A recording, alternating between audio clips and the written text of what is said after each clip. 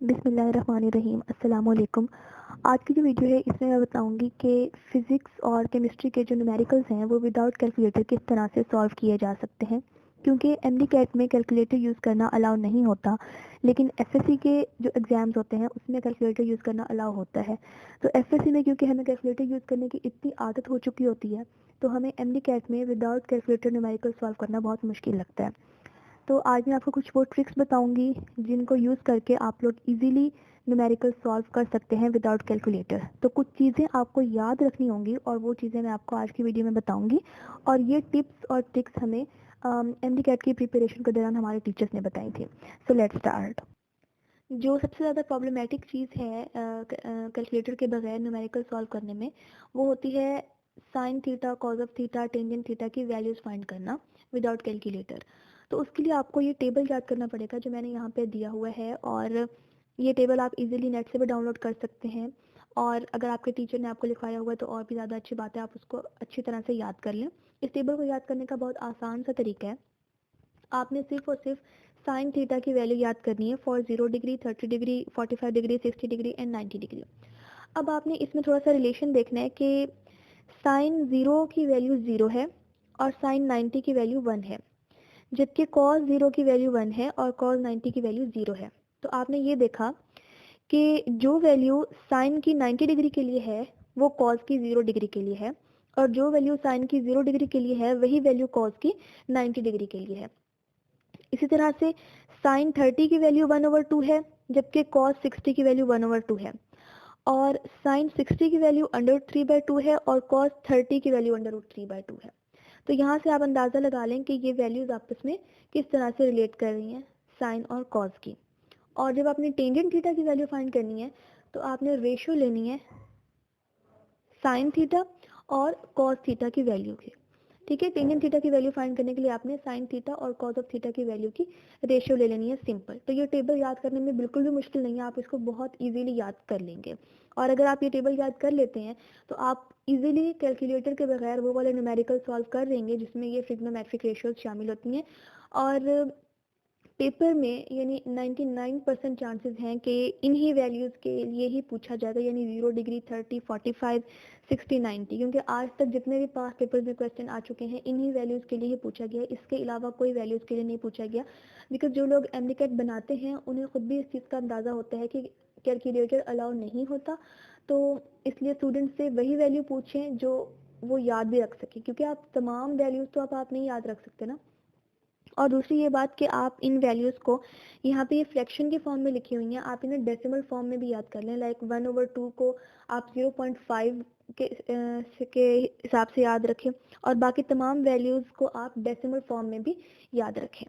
Next जो चीज़ problem create करती है वो होती है डेसिमल वैल्यूज़ कि जो पॉइंट वाली वैल्यूज़ होती हैं स्टूडेंट्स को समझ नहीं आ रही होती कि इनको किस तरह से सॉल्व करें, इनको डिवाइड किस तरह से करें, मल्टीप्लाई किस तरह से करें, क्योंकि ये काफ़ी मुश्किल हो जाता है।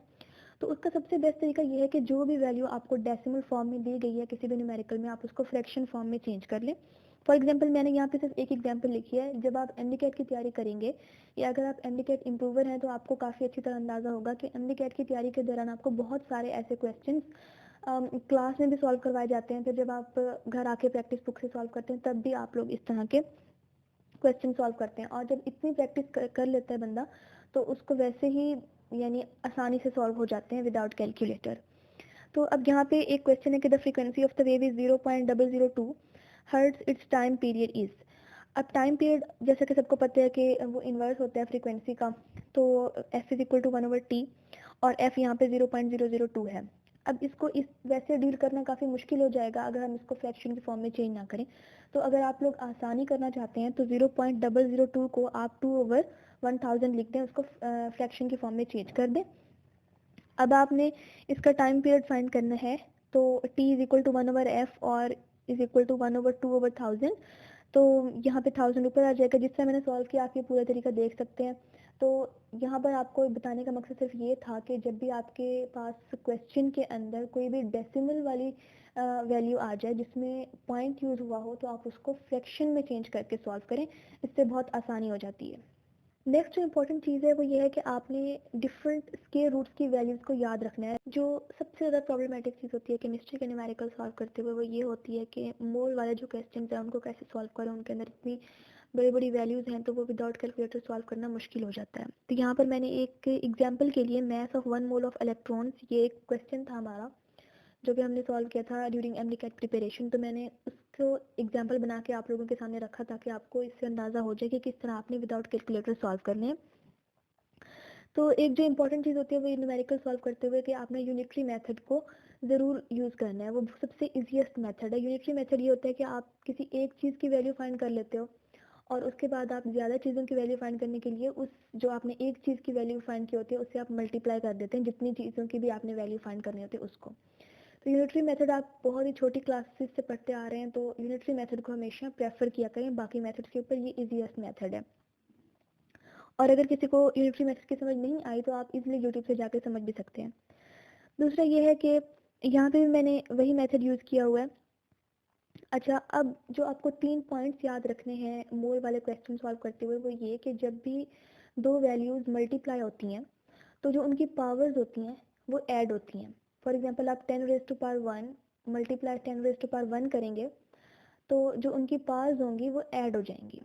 ठीक है, तो इस तरह यानी जो आंसर होगा वो 10 रेज़ टू पावर 2 होगा। 1 + 1 यानी पावर्स ऐड हो जाती हैं। इस तरह से जब दो वैल्यूज़ को हम डिवाइड करते हैं तो उनकी जो पावर्स होती हैं वो सब्ट्रैक्ट होती हैं, यानी हम माइनस कर देते हैं। यानी हम इसको आम लफ्ज़ों में ये कहते हैं कि जो पावर होती है वो ऊपर जाकर माइनस हो जाती है। इसी तरह से जब आप किसी भी पावर का किसी भी वैल्यू का जो पावर की फॉर्म में होती है, लाइक 10 रेज़ टू पावर 3 है, आप इसका स्क्वायर लेंगे तो ये आपके पास 10 रेज़ टू पावर 6 हो जाएगी। ठीक है, यानी जो आप किसी भी वैल्यू का जब स्क्वायर लेते हैं तो जो पावर होती है वो जो वैल्यू होती है स्क्वायर होता है उससे मल्टीप्लाई हो जाती है। तो आपको ये जो पावर के रूल्स है ना कि पावर जब पावर वाली वैल्यूज मल्टीप्लाई होती हैं तो क्या रूल होता है, जब पावर वाली वैल्यूज डिवाइड होती हैं तो क्या रूल होता है, और जब पावर वाली वैल्यूज का हम स्क्वायर लेते हैं या क्यूब लेते हैं या कोई भी उसकी हम और पावर लगाते हैं तो उनका क्या रूल होता है, ये रूल्स भी आपको पता होने चाहिए। ये आपको बहुत काम आएंगे कोई भी न्यूमेरिकल या केमिस्ट्री का हो या फिजिक्स का हो सॉल्व करने में बहुत हेल्प करेंगे। जैसे कि आप इस पिक्चर में देख सकते हैं कि 10 रेज़ टू पावर 3 का स्क्वायर लिया तो उसका आंसर आया 10 रेज़ टू पावर 6 क्योंकि 2 और 3 आपस में मल्टीप्लाई हो गए। तो आपको पावर के रूल ज़रूर पता होने चाहिए क्योंकि जब मैंने एनडी टेस्ट की प्रिपरेशन की तो मैंने ये चीज़ नोट की कि बहुत सारे स्टूडेंट्स ऐसे होते हैं जिन्हें ये बेसिक चीज़ें नहीं पता होती, यानी उन्हें बाकी कॉन्सेप्ट्स पता होते हैं जो कि इम्पॉर्टेंट समझे जाते हैं, लेकिन ये जो बेसिक चीज़ें होती हैं कुछ बच्चे इनको स्किप कर देते हैं, इनको नहीं याद रखते और फिर पेपर में यही बेसिक चीज़ों से ही क्वेश्चंस बने होते हैं तो वो उनको नहीं आ रहे होते। तो इम्पॉर्टेंट चीज़ ये है कि आप अपने जो जो बेसिक कॉन्सेप्ट्स हैं ना इनको क्लियर रखें। आपको न्यूमेरिकल सॉल्व करते हुए कुछ बेसिक चीज़ों का भी पता होना चाहिए। बहुत इंपॉर्टेंट चीज़ जो यहाँ पे मैंने एंड में की हुई है, मैंने ग्राम को मिलीग्राम में चेंज किया हुआ है। तो ये करने के बहुत सारे तरीके हैं। यूनिट्स को इंटर कन्वर्ट करना आपको ज़रूर आना चाहिए और ये आपको प्रैक्टिस से आएगा कि मीटर को सेंटीमीटर में कैसे चेंज करते हैं, किलोमीटर को मीटर में किस तरह से चेंज करते हैं, मीटर को किलोमीटर में किस तरह से। इसी तरह वेलोसिटी से रिलेटेड क्वेश्चंस होंगे, उसमें आपको किलोमीटर पर आवर को मीटर पर सेकंड में चेंज करना आना चाहिए। इसी तरह आपको रेवोल्यूशन पर और या रेवोल्यूशन पर मीटर को पर मिनट को रेडियन पर सेकंड में चेंज करना आना चाहिए। तो ये जो यूनिट की इंटर कन्वर्जन होते हैं ये बहुत इंपॉर्टेंट है और ऑलमोस्ट जो 40 to 50% जो न्यूमेरिकल्स होते हैं ना उसमें डायरेक्टली या इनडायरेक्टली आपको ये यूनिट्स की इंटर कन्वर्जन करनी पड़ती है। तो ये आपने ज़रूर करना है, इसकी आपने प्रैक्टिस करनी है। अगर आपको इंटर कन्वर्जन नहीं आती यूनिट्स की तो आप अपने टीचर से सीख लें या फिर यूट्यूब जो कि एक बेस्ट टीचर है वहाँ से आप जाके सीख लें, तो इजीली आपको कोई भी वीडियो मिल जाएगी जिसमें आपको इंटर कन्वर्जन ऑफ यूनिट्स सिखा दिया जाएगा। अच्छा, वीडियो के एंड पर मैंने एक क्वेश्चन शेयर किया है। ये क्वेश्चन एग्जैक्टली जो मेरा एमडी कैट हुआ था उसमें ये आया था और वो क्वेश्चन ये था कि find the percentage by mass of carbon in 180 gram of glucose. तो अब इसका जो आंसर आता है यहाँ पे मैंने सॉल्व किया वो एग्जैक्टली 40% आता है, लेकिन जो ऑप्शन थे उसमें कहीं भी 40% आंसर नहीं था। तो इस क्वेश्चन को बताने का मकसद सिर्फ ये है कि कभी कभी ऐसा होता है कि आपका जो आंसर आया होता है एग्जैक्टली वही ऑप्शन में नहीं दिया होता। तो स्टूडेंट्स गलती क्या करते हैं कि वो फॉरन नन ऑफ दीज के ऑप्शंस को क्लिक करते हैं कि ये वाला ऑप्शन से नन ऑफ दीज का ऑप्शन लगा देते हैं। तो आपने ऐसा नहीं करना। अगर आपका आंसर कोई आया है और ऑप्शन में एग्जैक्टली वही वैल्यूज नहीं है, तो आपने उस वैल्यू को क्लिक करना है जो कि आपके आंसर से क्लोजली मैच कर रही है। तो यहाँ पर मैंने जो आंसर लगाया वो 39.9, क्योंकि 39.9 अप्रॉक्सीमेटली इक्वल टू 40 है।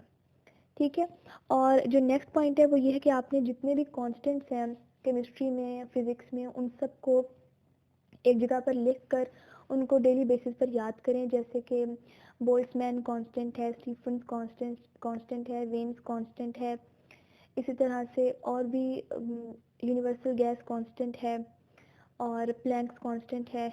तो बहुत सारे ऐसे वैल्यूज़ हैं, आपने इन कांस्टेंट्स की वैल्यू को यूनिट समेत अच्छी तरह से याद करना है और बार बार रिवाइज करना है। और नेक्स्ट जो कि मैं अपनी हर वीडियो में आपको बताती हूँ कि आपको जो भी चीज़ आपने सीखनी है एमडी कैट के लिए वो आपको सिर्फ और सिर्फ प्रैक्टिस से आएगी। तो आपने प्रैक्टिस कभी भी नहीं छोड़नी, आपने डेली बेसिस पर न्यूमेरिकल्स की प्रैक्टिस करनी है। तो आज की वीडियो यहीं तक थी, और अगर आपने एमडी कैट से रिलेटेड या एफएससी से रिलेटेड या न्यूमेरिकल सॉल्व करने से रिलेटेड कोई भी आपका क्वेश्चन है तो आप ज़रूर कमेंट बॉक्स में पूछ सकते हैं। पढ़ाई करते रहें। अल्लाह हाफिज़।